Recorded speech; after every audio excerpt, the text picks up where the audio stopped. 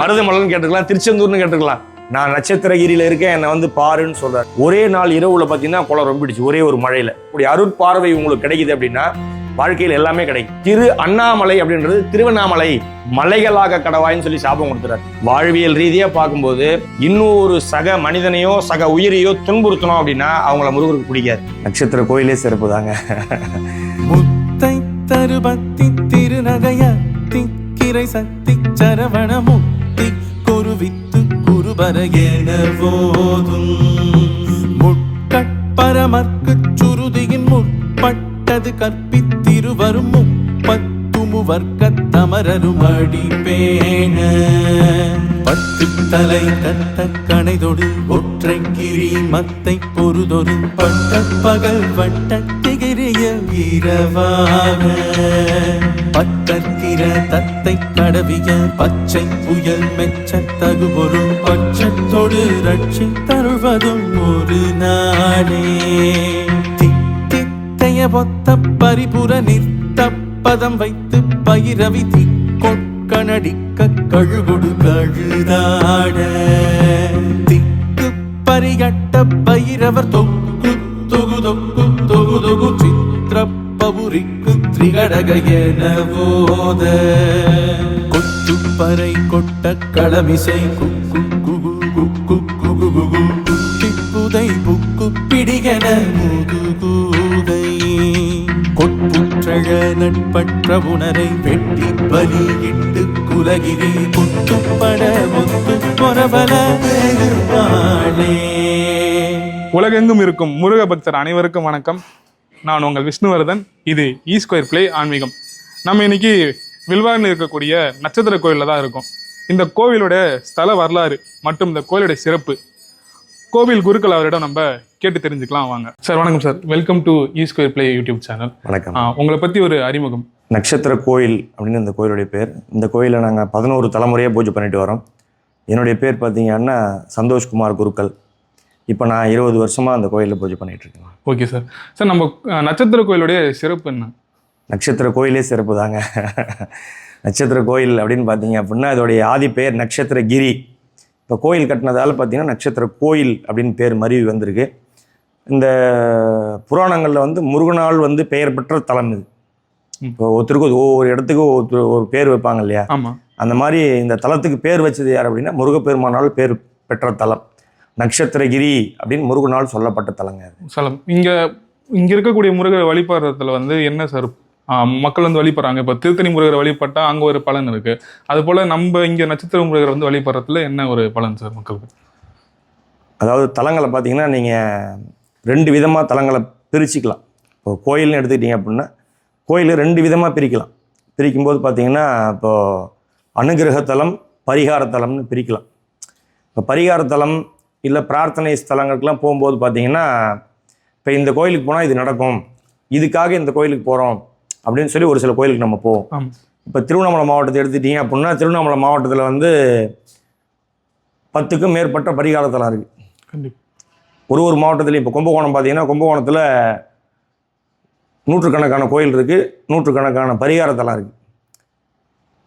ஆனால் மொத்தமாக தமிழ்நாடு பூரா சேர்த்து பார்த்தீங்கன்னாவே ஒரு 10 தான் அனுகிரகத்தலம்னு இருக்கும். அந்த அனுகிரகத்தலத்தில் இது ஒரு தலம். எப்படி அனுகிரகத்தலம் அப்படின்னா இப்போ ஒரு திருத்தலம்னு எடுத்தோம்னா திருத்தலத்தை 3ஆக பிரிக்கிறாங்க. பிரிக்கும்போது பார்த்தீங்கன்னா மூர்த்தி ஸ்தலம் தீர்த்தம் அப்படின்னு பிரிப்பாங்க. மூர்த்தி அப்படின்னா உள்ளே இருக்கக்கூடிய இறை வடிவம். அந்த இறை வடிவம் பார்த்தீங்க அப்படின்னா இங்கே சுயம்புவாக இருக்கார் முருகப்பெருமான்.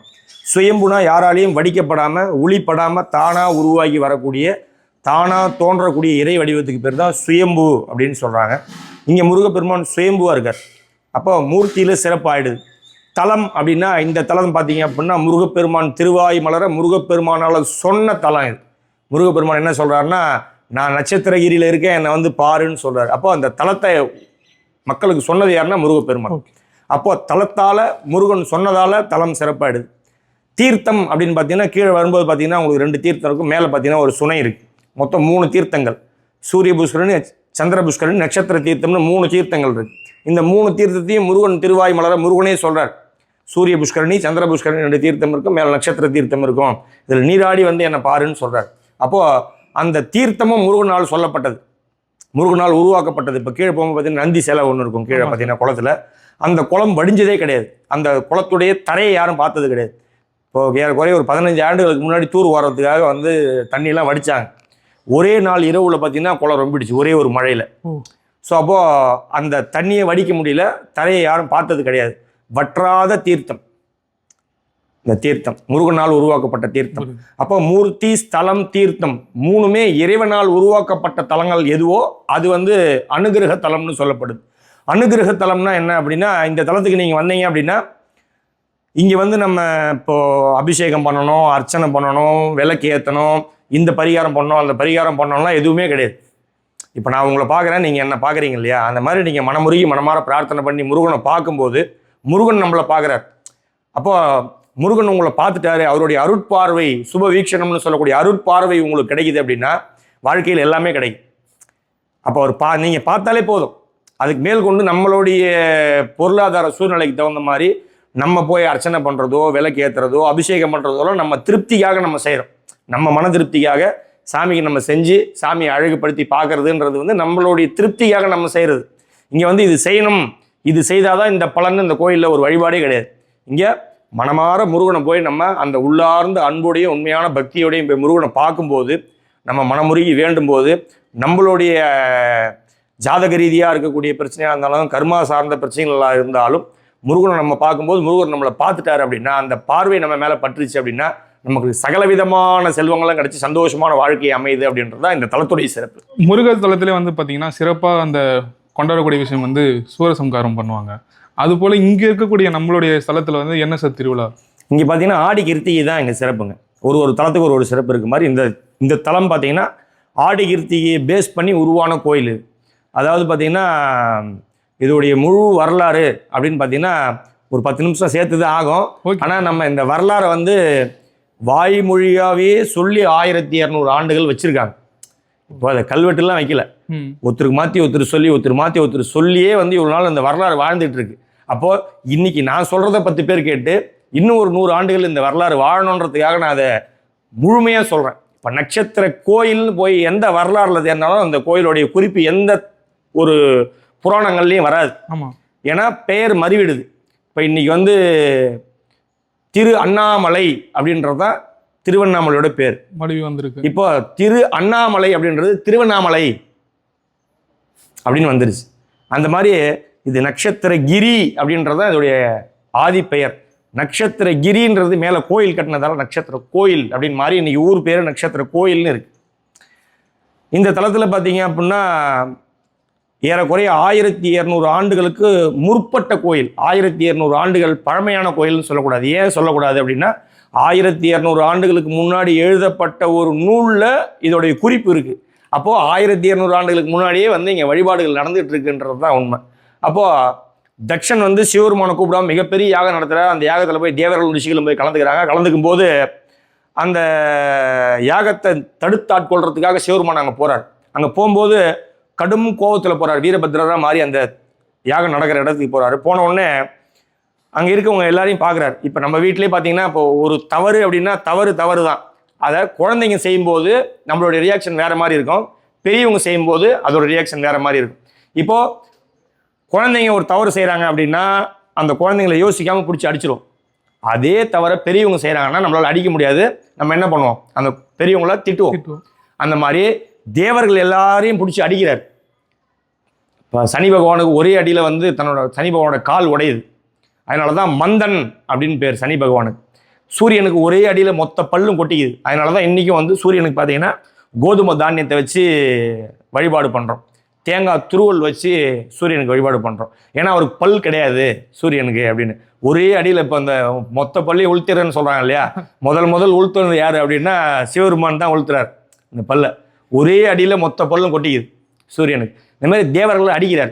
ரிஷிகள்னு பார்க்கும்போது சப்த ரிஷிகள் இருக்காங்க இல்லையா. சப்த ரிஷிகள்னால் பார்த்தீங்கன்னா உங்களுக்கு தட்சிணாமூர்த்தி பக்கத்தில் பார்த்தீங்கன்னா 7 முனிவர்கள் மாதிரி இருப்பாங்க. அவங்க சப்த ரிஷிகள். அவங்க யார் அப்படின்னா பிரம்மாவோட பசங்க சப்த ரிஷிகள். அந்த சப்த ரிஷிகள் தான் அந்த யாகத்தை மலை மாதிரி நின்று நடத்துகிறாங்க. அதை பார்த்த உடனே என்ன பண்ணுறாரு, உன்னை நம்பி தானே இவன் உன்னை தானே மலை மாதிரி நம்பி இந்த யாகத்தை பண்ணா, மலைகளாக கடவாயின்னு சொல்லி சாபம் கொடுத்துறாரு. நாரதர் பக்கத்தில் நிற்கிறாரு. ரொம்ப அழகாக இருப்பார் நாரதர். நீ அழகா இருக்கந்தானே ஆடுற, உன் உடல் நலிய கடவாயின்னு சொல்லி சாப்பிட்டு கொடுத்துறாரு. ரொம்ப வயசான தோற்றம் வந்துடுது. நாரதர் வந்து ரொம்ப அழகா இருப்பார். அவருக்கு வயதான தோற்றம் வந்துடுது, உடம்புலாம் சுருங்கிடுது, ரொம்ப வயதான தோற்றம் வந்துடுது. இதை பார்த்த உடனே பாக்கி எல்லாரும் டக்குன்னு காலில் விழுந்துடுறாங்க. சிவபெருமானை பொறுத்த வரைக்கும் சரணாகதி அடைஞ்சிட்டா விட்டுருவார். உடனே மொத்த பேரும் காலில் விழுந்து, ஐயா நாங்கள் பண்ண தப்பு, எங்களை வந்து மன்னிக்கணும் அப்படின்னு ஒன்று. இப்போ பாக்கி பேர் தப்பிச்சிட்டாங்க, ஆனால் சாபம் கொடுத்துட்டாங்க இல்லையா இவங்களுக்கு, இவங்களும் எங்களுக்கு ஏதாவது பண்ணுங்க அப்படின்னு சொல்லி கேட்குறாங்க. வரமோ சாபமோ கொடுக்கத்தான் முடியும், அந்த வரத்தையோ சாபத்தையோ நம்ம மாற்ற முடியாது, நீங்கள் பூமியில் போய் தவம் பண்ணுங்க, முருகப்பெருமான் திருக்கரங்களால் உங்களுக்கு சாப விமோச்சனம் நடக்குன்னு சொல்லி அனுப்புகிறாங்க. இங்கே பார்த்தீங்கன்னா பக்கத்தில் செய்யாறுன்னு ஒரு நதி ஓடுது. அந்த செய்யாறு உருவாகிறதுக்கு முன்னாடி 7 குன்றுகளாக மாறி உட்காந்து அவங்க தவம் பண்ணுறாங்க. 7 மலைகளாக மாறி உட்காந்து தவம் பண்ணுறாங்க. வாழைப்பந்தல் அம்பாள் உட்காந்து சிவ பூஜை பண்ணுறாங்க. அப்போ அந்த தண்ணி வேணும்னு சொல்லி, அவங்களுடைய ஆத்மார்த்த பூஜைக்கு தண்ணி வேணும்னு சொல்லி கேட்கும்போது முருகன் தன்னோட கையில் இருக்கக்கூடிய வேல் எடுத்து பிரயோகம் பண்ணுறாரு.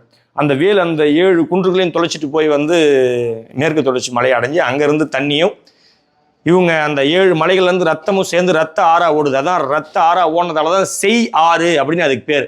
செய்னா தமிழில் ரத்தம் அப்படின்னு பொருள். ரத்த ஆறா ஓடின உடனே முருகப்பெருமான் ரொம்ப வருத்தப்படுறார்.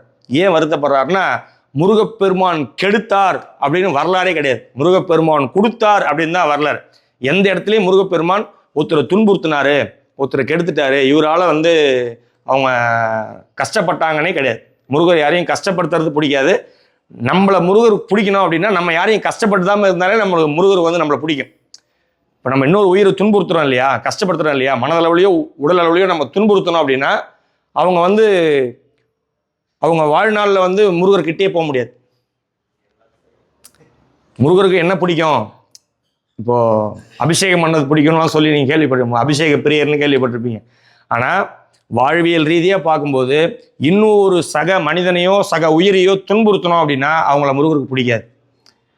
ஏன்னா முருகப்பெருமான் வந்து கொடுக்கக்கூடிய கடவுள், கெடுக்கக்கூடிய கடவுள் கூட அனுகிரக மூர்த்தி முருகப்பெருமான். அப்போ இவங்க 7 பேரும் பிரம்மாவோட பசங்க. பிரம்மாவால் படைக்கப்பட்ட ஒரு உயிரை கொன்னாலே பிரம்மகத்தி தோஷம் பிடிக்குதுன்னு சொல்கிறாங்க. பிரம்மாவோட பசங்களை உயிர் பிரிஞ்சிருச்சு அப்படின்னா முருகப்பெருமான பிரம்மகத்தி தோஷமானது பிடிக்கும். முருகப்பெருமான பிரம்மகத்தி தோஷம் பிடிச்சா உலகத்தில் உள்ள எல்லா மக்களும் கஷ்டப்படுவாங்க. ஏன் கஷ்டப்படுவாங்கன்னா, உலகத்தில் எல்லா தெய்வங்களுக்கும் பார்த்தீங்கன்னா குழந்தைகள் இருக்கு, முருகப்பெருமானுக்கு மட்டும் குழந்தை கிடையாது. ஏதாவது வரலாறு முருகனுக்கு குழந்தை இருக்குன்னு ஏதாவது வரலாறு கேள்விப்பட்டீங்களா? இல்லை, கேள்விப்பட்டேன். எந்த வரலாறுலையும் முருகனுக்கு குழந்தை தனியாக இந்த வந்து முருகனுடைய பையன் அப்படின்னு ஏதாவது வரலாறுல கேள்விப்பட்டிருக்கீங்களா? கிடையாது. ஏன் கிடையாது அப்படின்னா, முருகனே என்ன சொல்றாருன்னா, பூமியில எனக்கு கோடான கோடி குழந்தைங்க இருக்காங்க, எனக்கு தனியா ஏன் குழந்தைன்னு கேட்ட ஒரே தெய்வம் முருகப்பெருமானால தான் கலியுக தெய்வமா முருகப்பெருமானவனை நம்ம வச்சிருக்கோம். அப்போ முருகப்பெருமான் நம்மளை எல்லாரையும் குழந்தைய பாவிக்கிறார். அப்போ நம்ம நன்மை கருதி அப்பாவுக்கு ஒரு கஷ்டம் வரும்போது அந்த வீட்டில் இருக்கிற எல்லாரையும் பாதிக்கிற மாதிரி இப்போ முருகப்பெருமான பிரம்மகத்தி தோஷம் பிடிச்சா உலகத்தில் உள்ள எல்லா ஜீவராசிகளும் கஷ்டப்படுங்கிறதுக்காக இதுக்கு என்ன பண்ணலாம்னு சொல்லி அம்பாள்கிட்ட கேட்கும்போது செய் நதிகரை ஓரமாக 14 லிங்கங்களை பிரதிஷ்டை பண்ணி பூஜை பண்ண சொல்கிறாங்க. வடகரையில் 7 சிவலிங்கங்கள், தென்கரையில் 7 சிவலிங்கங்கள். இன்னைக்கு பார்த்தீங்கன்னா 14 சிவன் கோயிலாக இருக்குது. சப்த கரகண்டீஸ்வரர், சப்த கைலாசநாதர்னு. அப்போ வடகரையில் உள்ள 7 திருத்தலங்களை 7 சிவலிங்கங்களை பூஜை பண்ணும்போது இந்த இடத்துல உட்காந்து தன்னுடைய ஆத்மார்த்த சிவ பூஜையை பண்ணுறாங்க. தென்கரையில் பார்த்தீங்கன்னா அதே மாதிரி அந்த 7 சிவலிங்கங்களை பூஜை பண்ணும்போது தேவனாம்பட்டுன்னு இன்னைக்கு ஊராக இருக்குது. தேவகிரி அப்படின்றது அதோடைய பேர். அந்த தேவகிரி அப்படின்னு சொல்லக்கூடிய இடத்துல பார்த்தீங்க அப்படின்னா தபஸ் பண்ணுறார், தவம் பண்ணுறார். இங்கே சிவ பூஜை பண்ணுறாங்க, அங்கே தவம் பண்ணுறாங்க. அப்போது இந்த தலத்தில் வந்து முருகப்பெருமான் தன்னுடைய ஆத்மார்த்த சிவ பூஜை செய்கிறார். ஆத்மார்த்த சிவ பூஜை அப்படின்னா, இப்போ நீங்கள் இன்னொருத்தருக்காக செய்கிறீங்க அப்படின்னா அது பரார்த்த பூஜை. இப்போ நான் வந்து உங்களுக்கு பண்ணுறேன் அப்படின்னா அது பரார்த்த பூஜை, நான் உங்களுக்காக பண்ணுறேன். நான் எனக்காகவே நான் பண்ணிக்கிறேன் அப்படின்னா அது ஆத்மார்த்த பூஜை. அப்போது எந்த இடத்துலையுமே பார்த்தீங்கன்னா உலகம் பூரா நீங்கள் எடுத்தாலும் ஆத்மார்த்த சிவ பூஜை முருகப்பெருமான் பண்ணுறாருன்னு எங்கேயும் தலை கிடையாது. இந்த இடத்துல தான் தன்னுடைய ஆத்மார்த்த சிவ பூஜையை செய்கிறாங்க. இப்போ அவங்க இந்த 45 நாட்கள் பூஜை பண்ணுறாங்க. அவங்க உயிர் பிச்சு வந்துடுறாங்க. நாரதருக்கு பழைய உடல் கிடைக்குது. அவங்க அந்த புராணம் அதோட மாறிடுது. அப்போ அந்த 7 லிங்கம் 14 லிங்கங்களையும் கோயிலாக கட்டிடுறாங்க. ராஜாக்கள் கோயிலாக கட்டிடுறாங்க. ஆனால் இந்த இடம் யாருக்குமே தெரியாமே இருக்கு. இந்த இடம் முருகர் வந்து இந்த இடம் இங்கே வந்து உட்காந்து பூஜை பண்ணுறாங்க. ஆனால் பூஜை பண்ணுறாங்க, இங்கே ஒரு கோயில் இருக்குது, இங்கே தலம் இருக்குன்னு யாருக்குமே தெரியல. அப்போ அந்த 14 சிவலிங்கங்களையும் பூஜை பண்ணக்கூடிய சிவாச்சாரியர் எங்களுடைய வம்சாவளியை சேர்ந்தவங்க அந்த 14 கோயிலையும் தினமும் பூஜை பண்ணிட்டு வராங்க. அப்போ பூஜை பண்ணிட்டு வரும்போது பார்த்தீங்க அப்படின்னா வருடம் திருத்தணி போய் முருகன் வழிபடுறத வழக்கமாக வச்சுருக்காங்க. இப்போ முருகன் அருள் பாருங்க, நீங்கள் எவ்வளோ முருகர் கோயில் இருக்கு, ஆனால் திருத்தணின்னு முதல்ல கேட்டீங்க. ஆமாம், எவ்வளோ இப்போ மருதமலைன்னு கேட்டுக்கலாம், திருச்செந்தூர்னு கேட்டுக்கலாம். வந்த உடனே நீங்கள் என்ன கேட்டீங்க? திருத்தணியை கேட்டேன். திருத்தணி பற்றி பேசுனீங்க. திருத்தணிக்கு நிகரான கோயில் இது. திருத்தணி போக முடியாமல் அவங்க மனசு வருத்தப்பட்டு படுக்கிறாங்க வீட்டில். படுக்கும்போது கனவுல முருகப்பெருமானே தோன்றி சொல்றார், நான் உனக்குள்ளே இருக்கேன், உனக்கு உள்ளார்ந்த அன்பில் இருக்கேன், உண்மையான பக்தியில் இருக்கேன், நீ என்னையே வெளியில் போய் தேடுற, உனக்கு பக்கத்திலே இருக்கக்கூடிய நட்சத்திரகிரின்னு சொல்லக்கூடிய சேத்திரத்தில் மலை உச்சியிலையும் இல்லாமல் மலை அடிவாரத்துலையும் இல்லாமல் நடுமலையில் நடுநாயகமாக நான் இருக்கேன். அதாவது தட்சிணாமூர்த்தி கையில் பார்த்தீங்க அப்படின்னா சின்முதிரை வச்சுருப்பாங்க. இந்த சின்முதிரை எதை குறிக்குது அப்படின்னா